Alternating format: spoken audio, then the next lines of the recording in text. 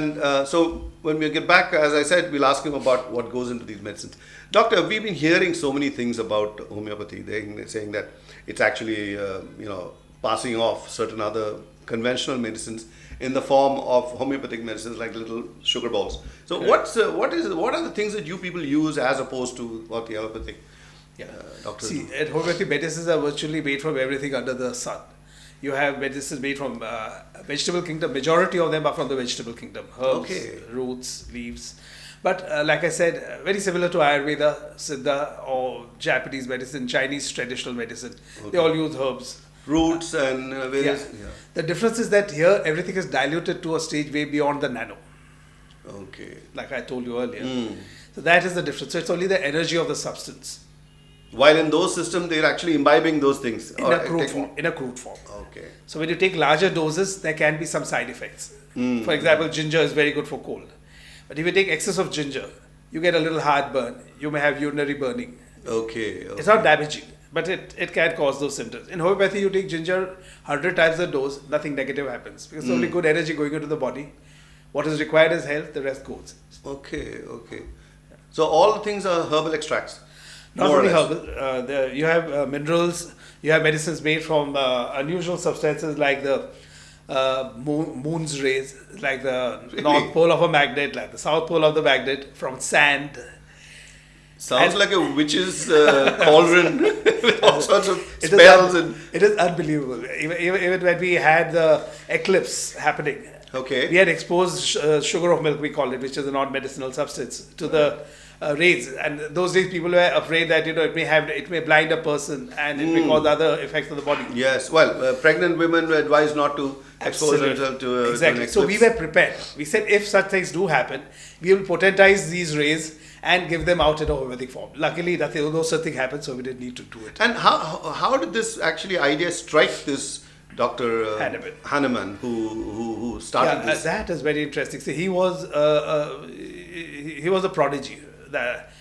Come from a very poor background and made it very big. The rich and famous of Europe, where he was an allopath of his days. Let me tell you that first. Okay. And the rich and famous of Europe were his patients.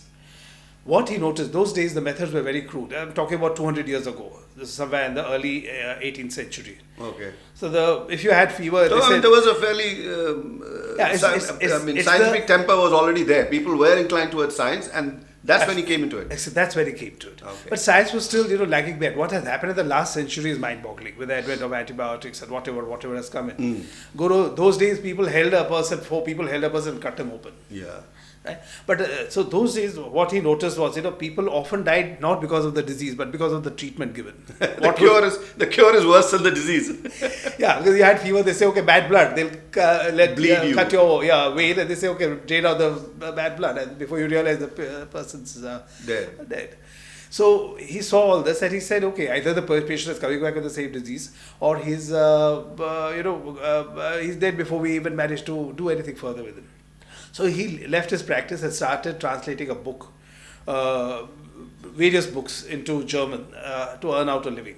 And he came across this Materia Medica written by Dr. Cullen, a British allopath of his days, well-known allopath. And this is happening back in Europe? Happening back in Europe. Okay. Dr. Hahnemann was a German. Okay. So he noticed this small little footnote which said the cinchona bark or the quinine bark cures malaria because of its property of bitterness. Okay. Now that his logical mind could not accept. He said, bitterness is found in a lot of other natural substances. They all don't cure malaria. There's something beyond. Yeah. So he started preparing a decoction of quinine bark and drinking it morning, noon and night. On the fourth day, he developed symptoms typical of malaria. So the medicine created the same symptoms as the disease. Exactly. That was supposed to cure. So that led him to the principle, the basic principle of homeopathy, which says similia similibus curenta. Okay. Likes cure likes. All right. So what is capable of creating certain symptoms, disease symptoms in a healthy human being, can cure the same symptoms in a diseased person. Okay. Right? So isn't that the same with, say, smallpox vaccine? Or like, they take something like that in the same principle? Absolutely. Even before these vaccinations, the anti-rabies vaccine has been brought out, or smallpox vaccine has been brought out, homeopathy has used these in homeopathic form. Or at least the concepts were recognized and utilized by Dr. Hanuman, is it? Yeah, those days that concept was never known. Those concepts came later on. Oh. Dr. Hanuman is actually the first person who discovered the use of these, the rabid dog's saliva or smallpox to cure the same condition. Okay. But that has never come out in the science. Okay. In the scientific. But is that part of the modern day treatment for rabies? I mean, are you still using the dogs? Now, yeah, we do have medicine made from the rabies, rabid dog's saliva, and we use it at rabid patients. But those are things which don't happen now. In this century, it has become very rare. See, in the earlier century, all that was used, and many lives have been saved. Okay. Yeah.